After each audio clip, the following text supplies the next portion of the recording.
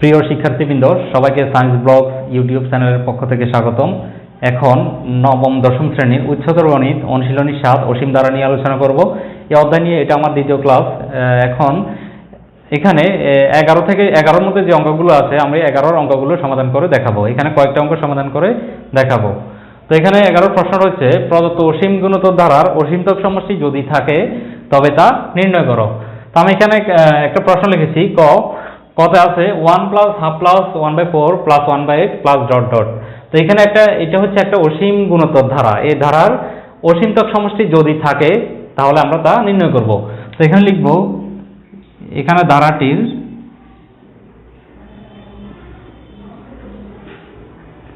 প্রথম পদ a equal to 1, এরপর হচ্ছে ধারাটির সাধারণ অনুপাত r ইকুয়াল টু, যে কোনো পদকে তার আগের পদ দ্বারা ভাগ করতে হবে। তো এখানে দ্বিতীয় পদকে প্রথম পদ দ্বারা ভাগ করব, 1/2 ভাগ 1। তো হাফকে যদি 1 দ্বারা ভাগ করি সেক্ষেত্রে পাবো কি হাফ। তো এখানে একটা শর্ত আছে, শর্তটা হচ্ছে সাধারণ অনুপাত r এর মান যদি 1 থেকে ছোট হয় সেক্ষেত্রে ধারার অসীমতক সমষ্টি বিদ্যমান, আর r এর মান যদি 1 থেকে বড় হয় সেক্ষেত্রে ধারার অসীমতক সমষ্টি থাকে না। তো এখানে দেখো r এর মান পেয়েছি হাফ। হাফ মানে কত? এখানে হাফ মানে হচ্ছে 0.5। তো 0.5 1 থেকে ছোট, তাহলে লিখবো লেস দেন 1।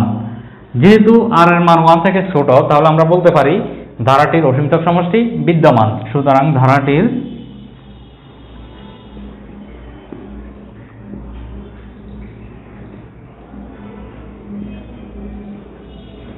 অসীমতক সমষ্টি বিদ্যমান।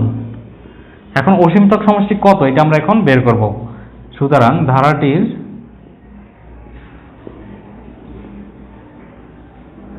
অসীমতক সমষ্টি, ধারার অসীমতক সমষ্টি বের করার একটা সূত্র আছে। সূত্র রয়েছে s infinity equal two a/1 minus r। এটা হচ্ছে অসীমতক সমষ্টি বের করার সূত্র। তো আমরা এখানে এবং r এর মান বসাই দেব, যেহেতু আমরা এর মান এবং r এর মান পেয়েছি। তো এখানে এর মান হচ্ছে 1 মাইনাস r এর মান হচ্ছে কি হাফ।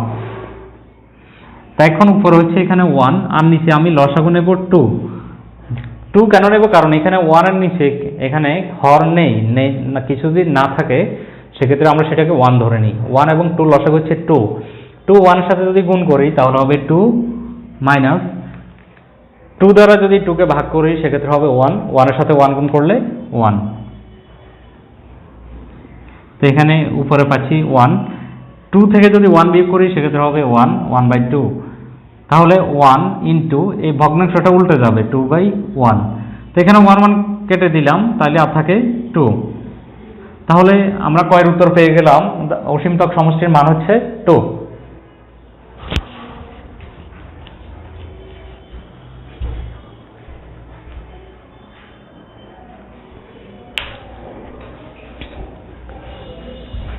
তো আছে এরপর তোমরা খ নিজেরা করে নিবা, আমি গ করে দিচ্ছি।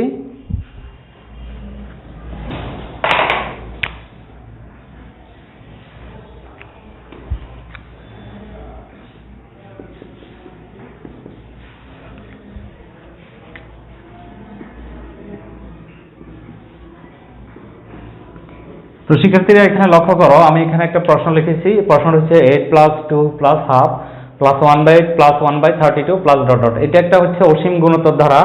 এই অসীম গুণোত্তর ধারার যদি অসীমতক সমষ্টি থাকে তবে তা নির্ণয় করতে হবে। তো এখানে ধারাটার কি দেওয়া আছে দেখো, এখানে ধারাটির প্রথম পদ a ইকুয়াল টু 8, ধারাটির সাধারণ অনুপাত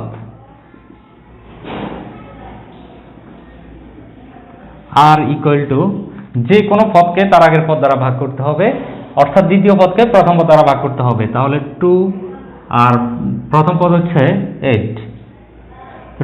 এখানে আমরা উপরে নিচেও লিখতে পারি, এটাকে উপরে 2 নিচে যদি 8 লিখি এভাবে হবে। তো এখানে যদি ভাগ করি 2 দিয়ে 2 কে কাটলে 1, 2 দিয়ে যদি 8 কে কাটি আর থাকবে 4, মানে 1/4। তো 1/4 1 থেকে ছোট। তুমি ক্যালকুলেটরে যদি 1 কে 4 দ্বারা ভাগ করো দেখবা এটা এই যে মানটা পাবা সেটা 1 থেকে ছোট হবে। তো এখানে লিখব লেস দেন 1। যেহেতু সাধারণ অনুপাত r এর মান 1 থেকে ছোট, তাহলে আমরা বলতে পারি যে ধারাটির অসীমতক সমষ্টি বিদ্যমান।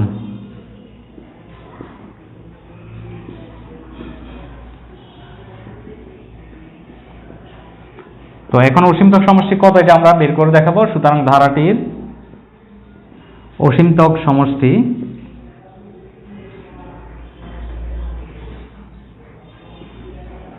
s infinity equal to a by 1 minus r। এখন দেখো এখানে a এবং r এর মান বসাই দেব। a এর মান হচ্ছে কত 8, 1 মাইনাস r এর মান, এখানে r এর মান দেখো 1/4।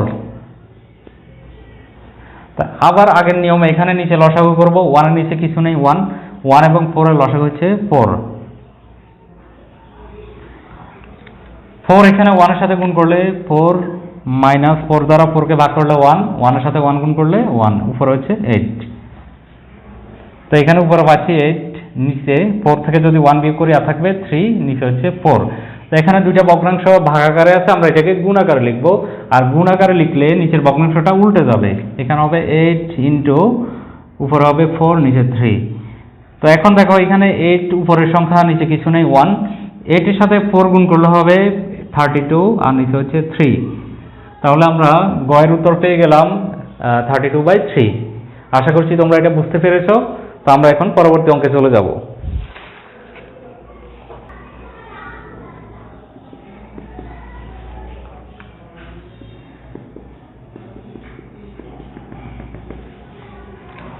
শিক্ষার্থীরা লক্ষ্য করো, আমি এখানে আরো একটা অসীম গুণিতক ধারা লিখেছি, 1 + 2 + 4 + 8 + 16 + ডট ডট। এই গুণিতক ধারার আমরা অসীমতক সমষ্টি যদি থাকে তা বের করব। তাহলে এখানে প্রথম পদ হচ্ছে 1,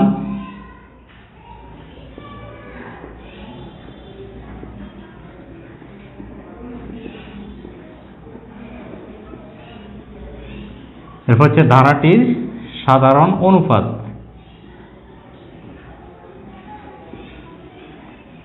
আর ইকুয়াল টু যে কোনো পদকে তার আগের পদ দ্বারা ভাগ করব। এই জন্য দ্বিতীয় পদকে যদি প্রথম পদ দ্বারা ভাগ করি 2/1 ইকুয়াল টু 2। এখন লক্ষ্য করো এখানে সাধারণ অনুপাত আর এর মান পেয়েছি 2, 1 থেকে বড়। সাধারণ অনুপাত আর এর মান যদি 1 থেকে বড় হয় সেক্ষেত্রে ধারার অসীমতক সমষ্টি বিদ্যমান নেই।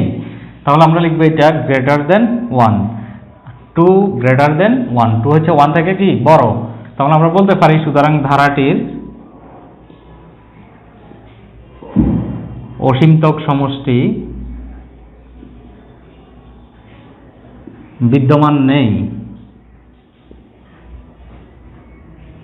অসীমতক সমষ্টি যদি বিদ্যমান না থাকে সেক্ষেত্রে অসীমতক সমষ্টি আর বের করা যাবে না।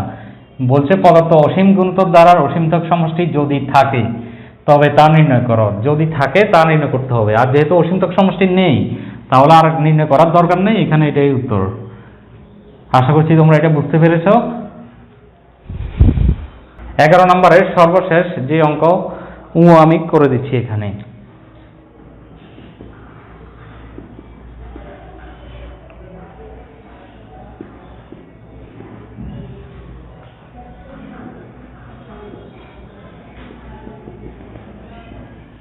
তো এখানে আমি একটা অসীম গুণিতক দ্বারা লিখছি, যেটার প্রথম পদ হচ্ছে হাফ, এরপরের পদ হচ্ছে -1/4, 1/8, এরপর হচ্ছে -1/16।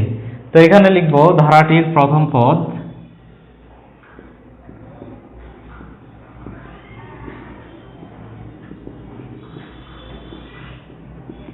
a ইকুয়াল টু হাফ, ধারাটির সাধারণ অনুপাত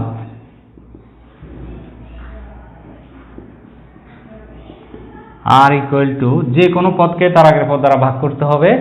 দ্বিতীয় পদকে প্রথম পদ দ্বারা ভাগ করবো। এখানে দ্বিতীয় পদ হচ্ছে -1/4 ভাগ প্রথম পদ হচ্ছে এখানে হাফ, -1/4 ইন্টু এটা উল্টে যাবে 2/1। তো এখানে 1 1 কাটা যাবে, 2 দ্বারা যদি কাটি উপরে 1, নিচে হচ্ছে 2, -1/2। -1/2 1 থেকে কি ছোট, তাহলে লিখবো লেস দেন 1।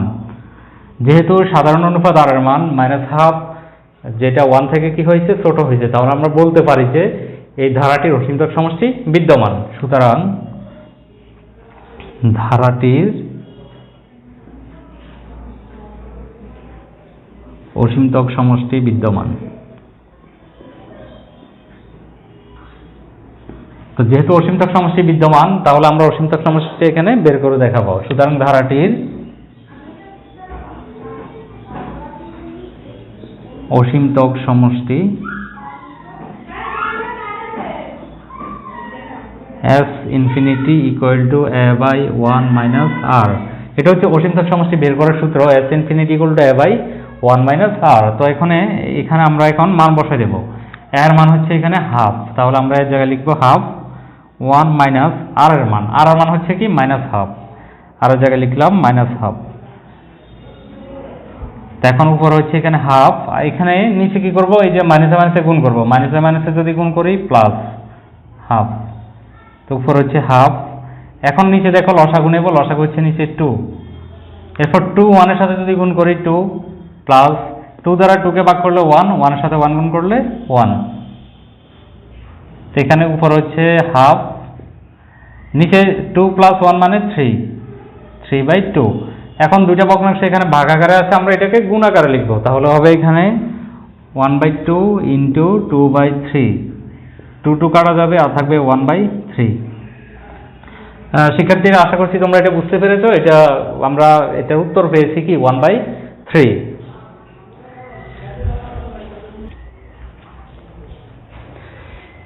তো শিক্ষার্থীরা আজ এই পর্যন্ত, ইনশাআল্লাহ আগামী ক্লাসে আবার দেখা হবে। তোমরা বাসায় এগুলো ভালো করে প্র্যাকটিস করবা।